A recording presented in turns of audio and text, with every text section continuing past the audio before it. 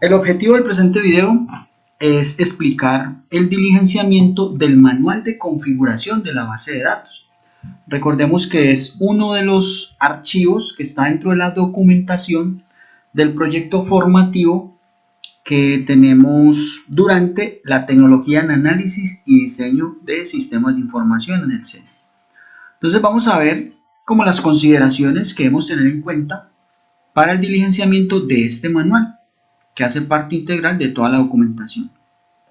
Este es el documento base sobre el cual pueden empezar a trabajar este aspecto de la documentación que está relacionado directamente con la base de datos del proyecto.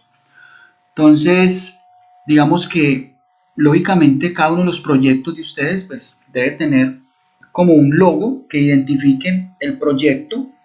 Ese logo va a ir en los archivos que hacen parte de la documentación, y aquí en este manual de configuración de la base de datos pues también vamos a incluir aquí el logo de ese proyecto. Vamos a indicar lógicamente el nombre del proyecto, cuál es el grupo o ficha en el cual estamos o están ustedes asociados allí, la fecha, la versión y el código. Este código es propio del documento, no lo podemos modificar. Mientras que las versiones sí, a medida que vamos desarrollando el documento, pues vamos a irle dando un versionamiento de acuerdo al criterio que tenga cada grupo en cuanto al manejo de las versiones, que ya vamos a mirar entonces de qué se trata. Tenemos el título, nombre del proyecto y la versión inicial con la cual, digamos, se comienza, y posteriormente pues vamos a ir modificando las versiones para que tengamos una trazabilidad del versionamiento de nuestro proyecto. Acá entonces tenemos un historial de la revisión. ¿Para qué es el historial de la revisión? Es para que podamos tener como esa trazabilidad de todo lo que tiene que ver con el proceso documental de la base de datos, desde el inicio hasta el punto en el cual vayamos en un momento dado. Entonces, tenemos que tener en cuenta que hay como 3 perfiles y teniendo en cuenta, lógicamente, la versión en la cual estamos trabajando en un momento dado. Entonces, el primer perfil es la elaboración. Aquí va a haber una persona responsable y lógicamente esa elaboración va a tener una fecha en la cual se haga este proceso o se lleve a cabo este proceso. La revisión es lógicamente un proceso diferente al de la elaboración, y pues la idea es que si tenemos un grupo de trabajo estructurado, pues nos distribuyamos las tareas para que cada uno de los miembros del equipo pueda hacer una labor diferente. Una labor de elaboración, posteriormente va a haber una labor de revisión de lo que se elaboró, puede ser, y lo ideal sería que fuera una persona diferente, y posteriormente un proceso de aprobación, donde en esas 3 etapas pues vamos a tener como la seguridad de que el documento se elaboró, alguien lo observó y finalmente todo eso que se hizo pues ya fue aprobado por alguna persona del grupo. Esto puede tener momentos diferentes, puede tener el mismo momento incluso después de que se van realizando las etapas sucesivas, y debe quedar consignado por cada una de las versiones que vamos dejando allí en el historial de la revisión. Luego vienen los cambios respecto a la versión anterior. Entonces, el sistema de versiones, digamos que puede ser propio de cada uno de los grupos. Es como un criterio propio de los grupos que hacen parte del desarrollo del proyecto. Entonces, hay versionamientos que pueden ser muy complejos y otros más sencillos. ¿Sí? Yo podría tener una versión inicial que es la 1.0, donde pues voy a tener un documento inicial, y a partir de allí yo puedo especificar las versiones siguientes teniendo en cuenta cambios como sustanciales. Entonces puedo decir que la versión 1.1 ya, digamos, se crea el alcance la justificación, esto es un ejemplo, justificación del motor seleccionado, y se definen algunas entidades del proyecto. Entonces es un ejemplo mediante el cual nosotros estamos indicando aquí desde el punto de vista documental que para pasar de la versión 1.0 donde se tenía un documento inicial se pasó a la versión 1.1 donde hay unas modificaciones sustanciales. Lo ideal es que no por cualquier cambio que se haga pues se genere una nueva versión, porque sería un versionamiento o un historial pues como muy largo y pues no sería tan ideal porque pues, los cambios no serían como muy significativos. Entonces la idea es que cuando haya un cambio de versión sea porque incluimos nuevas cosas que dan un documento mucho más estructurado, porque incluimos nuevas cosas, porque de pronto tenemos aspectos que son fundamentales dentro de lo que tiene que ver con la base de datos del proyecto. Entonces podemos manejar un versionamiento así sencillo, pasar de la 1.0 a la 1.1. También podríamos tener un versionamiento. Muchos proyectos manejan, por ejemplo, un versionamiento donde el último dígito puede generarse con actualizaciones cada 2 meses, cada 3 meses, cada 4 meses, ¿sí? Ya son políticas que se definen al interior, puede ser de las empresas, de los proyectos, y en este caso, en cuanto al proyecto de ustedes, el proyecto formativo, pues ustedes van a definir su propio versionamiento. Entonces ya es como la forma en que ustedes lo consideren. Listo, entonces aquí va a ir el cambio o los cambios con respecto a las versiones anteriores para tener allí toda la trazabilidad de la evolución del documento. Luego tenemos por acá la tabla de contenido. Tenemos 12 aspectos que tenemos que tener en cuenta para ir construyendo el manual de configuración de la base de datos. Entonces vamos a ir observando cada uno de ellos y el documento que nosotros entregamos pues es un documento que tiene como unas pistas, por decirlo así, o algo de qué es lo que se trata ese punto.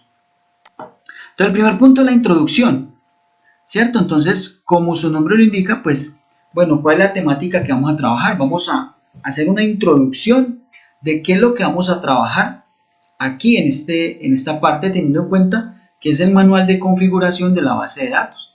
Entonces, un ejemplo que podríamos tener allí es como introducción, es por ejemplo, vamos a trabajar sobre un proyecto que tiene que ver con el manejo del turismo en el municipio de Salento, dentro del departamento del Quindío, y vamos a utilizar una base de datos que pueda llevar el registro de todos los eventos que se van a trabajar dentro del proyecto formativo. Algo así, o sea, como la introducción acerca de lo que se va a trabajar allí y que está relacionado con las bases de datos. El alcance, punto número 2.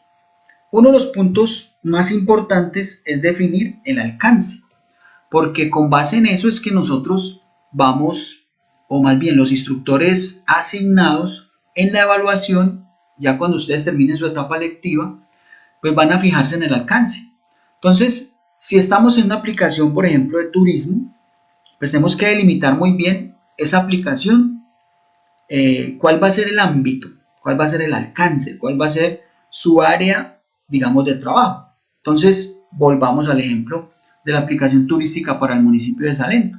Si tenemos una aplicación que se va a enfocar solo en el municipio de Salento, tenemos que hacer énfasis en ello, para que en el momento de evaluarnos, pues no, digamos, nos vayan a hacer preguntas o vayan a creer que es una aplicación que va a funcionar, digamos, en todo el departamento del Quindío, o en toda Colombia, o a nivel mundial.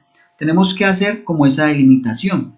A nivel de tecnologías también tenemos que delimitarlo para que los evaluadores sepan que es una aplicación web, por ejemplo, solamente. O que también, por ejemplo, va a ser una aplicación web con su componente móvil, o solo va a ser una aplicación móvil, ¿cierto? Entonces, tener el alcance muy definido para que desde el inicio de la evaluación, pues nosotros sepamos hacia dónde vamos y hasta dónde podemos llegar. Entonces, el alcance tiene que ver con la parte técnica y también con la forma en cómo va a funcionar la aplicación. Y si tiene que ver con áreas geográficas, también determinar muy bien ese alcance. El punto número, bueno, aquí está como número 4, es el número 3. Miremos por acá qué pasó con el número 3. Aquí se saltó esto. Bueno, es un error del documento. Entonces, el punto número 3 sería responsables e involucrados. Vamos a corregirlo de una vez.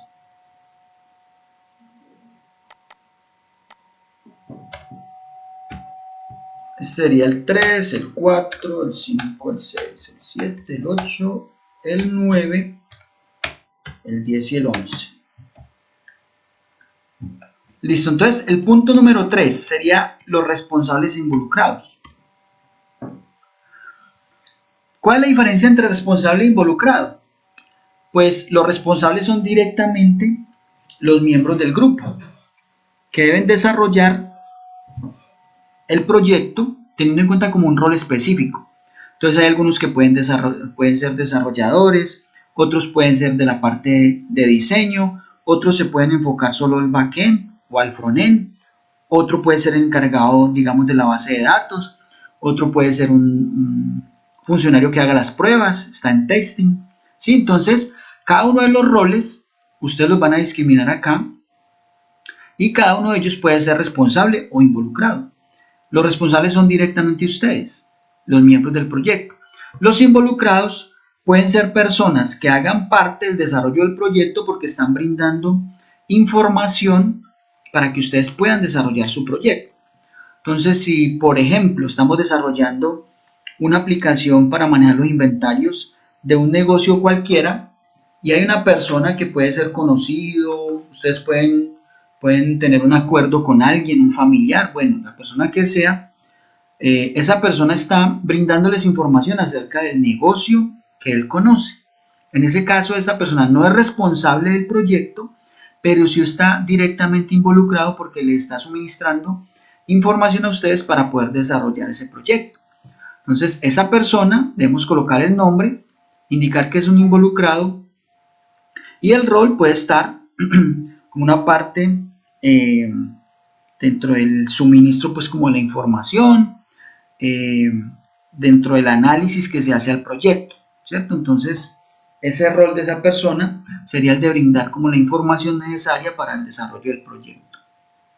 Si no hay personas que estén involucradas, pues no se colocan y simplemente se colocarían todos los responsables del proyecto. El punto número 4, entonces tenemos el modelo entidad-relación, el MER. Entonces recordemos que nosotros hemos hablado teóricamente de algo que es el modelo de datos. Entonces miremos por aquí el modelo de datos. Bajemos por acá. Por acá entonces dentro del modelo de datos tenemos 3 etapas que todas van a quedar allí contempladas en el manual de configuración de la base de datos. El primer paso, digamos la primera etapa, es el modelo conceptual. Recordemos que el modelo conceptual es algo por medio del cual nosotros nos podemos expresar o comunicar con una persona que generalmente no tiene conocimientos en informática. Esa persona no es alguien técnico, pero que sí posiblemente tiene el dominio del problema que nosotros estamos trabajando. Conoce el problema, conoce el negocio, pero no conoce informática.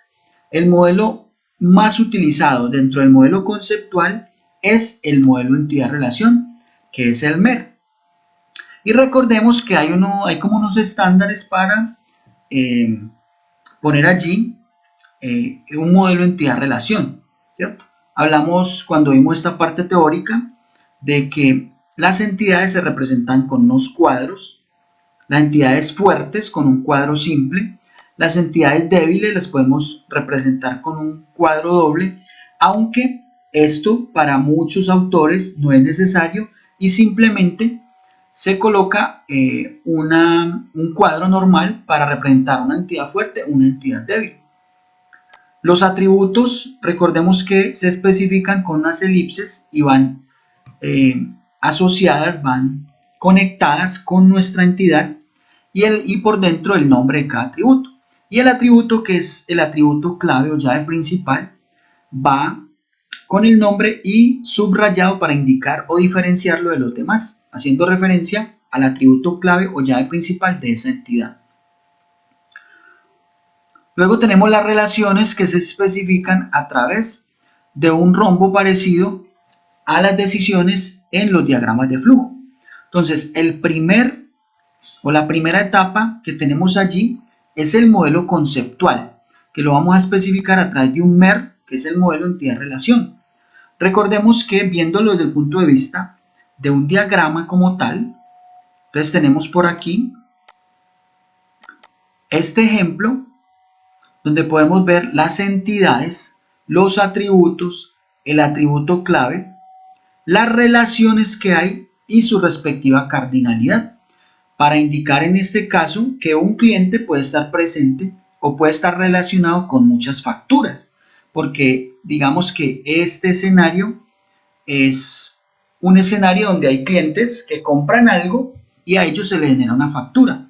Y esas facturas pueden tener una fecha, una hora, un valor, un cliente, y hay una relación entre esas dos entidades allí. Lo mismo que entre facturas y una entidad de artículos. Entonces, este modelo conceptual, modelo entidad-relación, yo lo puedo especificar de esa forma. Las entidades con cuadros, los atributos con una especie de elipses con los nombres al interior y las relaciones que hay entre las diferentes entidades con una especie de rombo. Esa es la manera en que yo puedo diagramar un modelo entidad-relación y ese iría acá en el punto número 4, ese tipo de modelos. El punto número 5, entonces tenemos el diccionario de datos. Y el diccionario de datos es un documento que es clave, sobre todo si tenemos en cuenta lo siguiente. Miremos que en muchas empresas puede ser que hayan áreas de trabajo que sean independientes y que cada una de ellas pues tiene unas responsabilidades propias.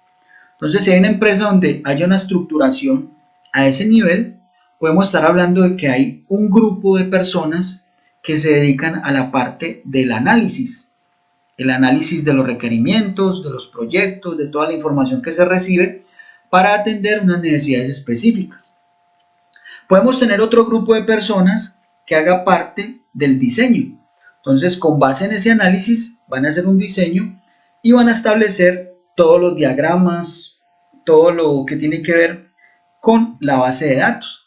Y para ello, pues ellos generan unos documentos, además de posiblemente diagramas, que tienen un significado muy relevante para el área, por ejemplo, de desarrollo.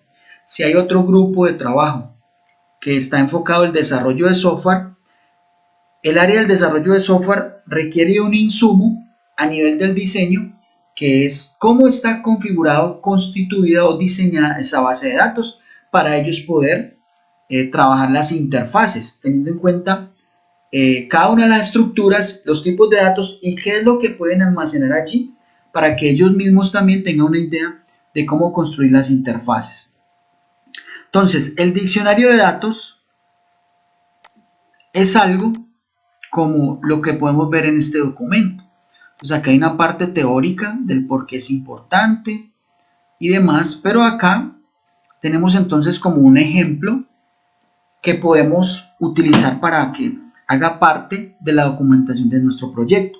Entonces, por acá arriba tenemos el nombre de la entidad, tenemos el nombre del atributo, cómo le hemos colocado ese atributo. Recordemos que para los nombres de los atributos y de las entidades hay unas reglas mnemotécnicas que se deben considerar y que en lo posible debemos como tratar de poder implementar estas reglas, de tenerlas en cuenta. Es decir, por ejemplo, que los atributos no tengan tildes, que no tengan espacios, que si tenemos un nombre largo, pues lo separemos con un guión bajo, porque los espacios pueden crear problemas ya cuando estemos en la etapa de desarrollo de un lenguaje de programación. Los caracteres acentuados, pues también nos van a poder posiblemente crear problemas. Entonces son algunas reglitas que ya hemos mencionado dentro de la parte teórica. Vamos a hacer una descripción de ese atributo. Entonces tenemos un código, pues el código de tal aspecto dentro de tal entidad. Las características para saber si es obligatorio o no, si acepta valores nulos y demás. Esto es muy importante para un área, por ejemplo, de desarrollo. Saber cuáles datos son opcionales y cuáles son obligatorios, cuáles nos van a permitir manejar valores nulos y cuáles no. Para ellos poder ya desde las interfaces tener en cuenta todo esto. ¿Cuál es el tipo de datos y la longitud que va a tener ese atributo? Si es entero, si es char, si es varchar, si es un booleano, ¿sí? Cualquiera de esos tipos de datos que nosotros podemos especificar para un atributo cualquiera. El dominio de valores, entonces muy importante, si el atributo como tal tiene un dominio de valores específico. Esto es vital para el área de desarrollo porque ellos allí les va a permitir visionar como qué objeto desde el punto de vista del lenguaje de programación pueden utilizar o desde el punto de vista de HTML como tal, si es una aplicación web, para poder hacer la inclusión de los valores que puede recibir ese atributo y para poder determinar el tipo de funcionamiento que tiene la interfaz. Si es un atributo que puede aceptar valores de forma, digamos, abierta, o sea, cualquier valor, o si debemos permitirle al usuario una restricción en cuanto a ese atributo, porque no me permite o según el diseño no está permitido diligenciar otro tipo de valores. Aquí tenemos los índices y las relaciones que puede tener ese atributo. Entonces puede ser una llave foránea que está relacionada por allá con otra entidad y con otro atributo. También una llave principal, etc. Entonces esta nomenclatura o esta estructura es la que se sugiere para poderla incluir allí dentro del diccionario de datos que hace parte de la documentación del proyecto, en este manual de configuración de la base de datos. Miremos un ejemplo. A ver, miremos por acá. Bueno, entonces miremos este de acá arriba. Hay una tabla de contratos donde hay un atributo cuyo nombre es el código de identificación del atributo, el campo es obligatorio, no permite valores nulos, es un char de 15, no tiene un dominio de valores definido, o sea que puede ser cualquier código, y es la llave principal de esta entidad que se llama contratos. Tenemos un campo nombre, es el nombre del contrato, no permite valores nulos, un char de 100, y aquí el estado del contrato. Entonces la diferencia aquí es el tipo de datos y también nos especifica un dominio de valores. Entonces ya el área de desarrollo, si son personas diferentes, pues vas a ver que en este atributo estado solo se pueden almacenar los valores 1 y 2 y van a tener un significado muy diferente para saber si un contrato está activo o inactivo en un momento dado. Entonces de esta forma nosotros podemos establecer el diseño de una entidad, de un modelo específico que llama contratos y estos son sus atributos y todas sus características. Acá este otro ejemplo en la entidad clientes tenemos por ejemplo un dominio de valores en el atributo tipo de documento que char de 2 que nos dice que solo se van a permitir los valores NI, CC para cédula de ciudadanía y TI para tal identidad. Ningún otro valor es posible almacenarlo acá. Entonces este dominio de valores es fundamental para el área de desarrollo. Tenemos el documento que es la llave principal y los otros atributos que hacen parte de la estructura de la tabla. Luego aquí en la entidad facturas, entonces miren, tenemos un atributo cliente que es la llave foránea de una entidad que se llama clientes con el campo documento. Dentro de este mismo ejemplo tenemos acá este documento que es un char de 20 que es de la tabla clientes y es la llave principal. Quiere decir que entre estas dos entidades, facturas y clientes, hay una relación donde acá desde el punto de vista del diccionario de datos yo la especifico para que el área de desarrollo tenga en cuenta que esto es una llave foránea y que hay una dependencia de la entidad clientes con el campo documento.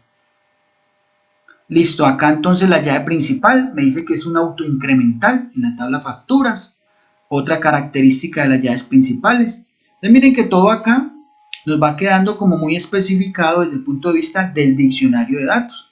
Y esto es lo que se pretende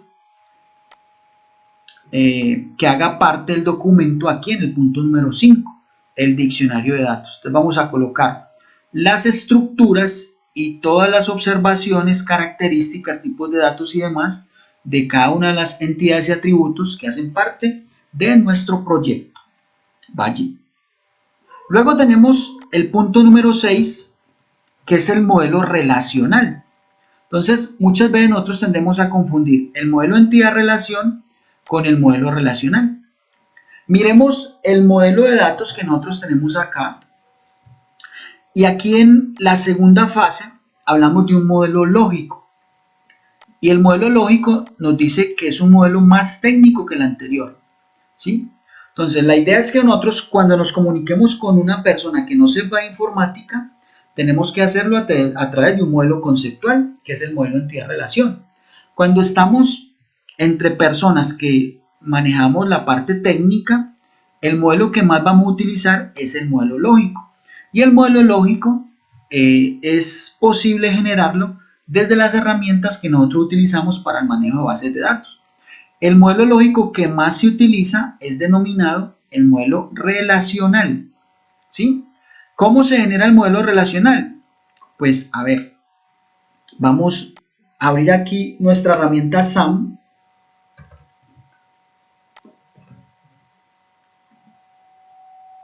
Vamos a activar el servicio MySQL y el servicio Apache, en este caso.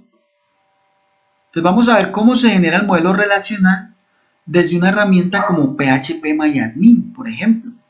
Entonces, teniendo aquí activo MySQL y Apache, yo vengo aquí y abro el PHPMyAdmin.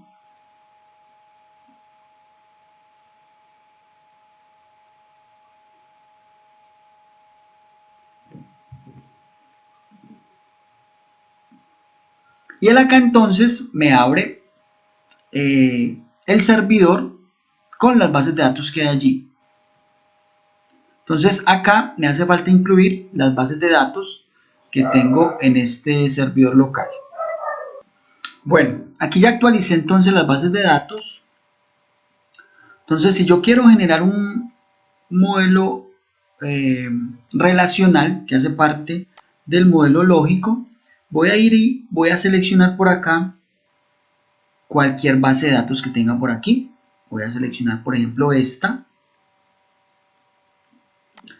Entro a la base de datos, aquí están todas las tablas y las estructuras. Voy aquí a más, diseñador, y ahí tenemos el modelo lógico, donde podemos ver las relaciones, podemos ver las entidades con los atributos y sus tipos de datos.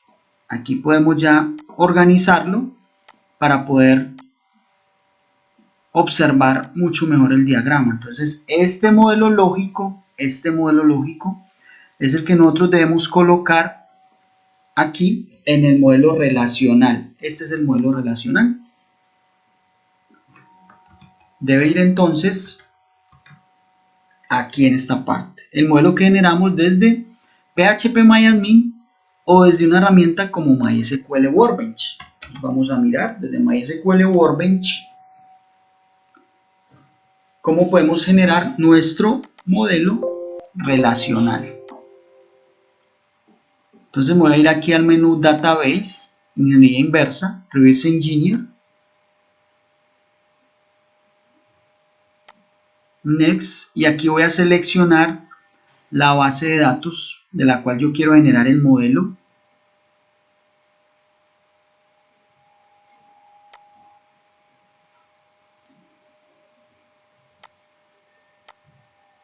Este es un ejemplo que estamos colocando suponiendo que vamos a utilizar MySQL.